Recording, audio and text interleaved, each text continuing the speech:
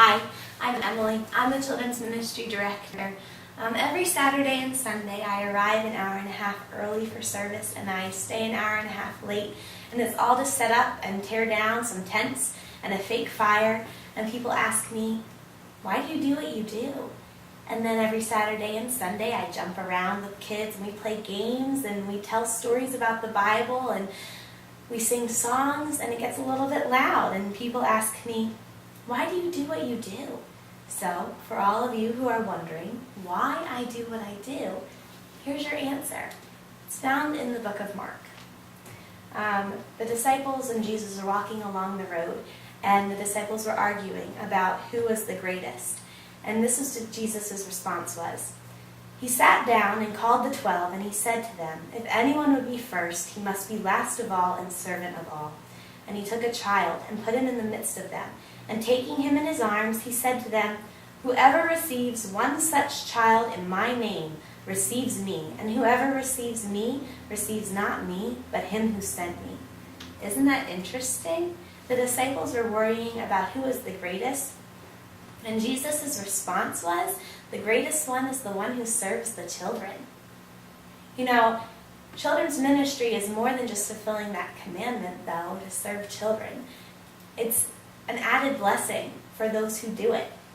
There's been so many times that I've been feeling down and walking through church only to have a small child run up and throw their arms around my legs and say, Miss Emily, I've been missing you. Or I've had little girls following me around at church dinners reciting Bible verses to me. It's so great. The blessings are so wonderful. And I've had moms that have stopped up in my office to tell me the impact that Sunday services have made on their kids. One mom said that her son woke up an hour early so that he could make breakfast and lunch for his brother and breakfast for his mom because we had been talking about servanthood. Isn't that incredible? You know, kids make up their minds by the time that they are 9 years old about what they're going to think about church and God. 9 years old. That's like 3rd or 4th grade. If we want to be impacting the church of tomorrow, we need to be working on the kids of today. Teaching them that God is love and that church is an exciting place to be. That's exactly the message that I want to portray to these kids. So, why do I do what I do? Because it's great to have a child run up to you and want to tell you about his week. Why do I do what I do? Because it's so wonderful to have a little girl want to tell you all of her Bible verses that she's memorized. Why do I do what I do?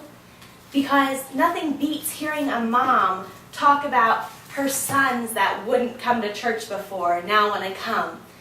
Why do I do what I do?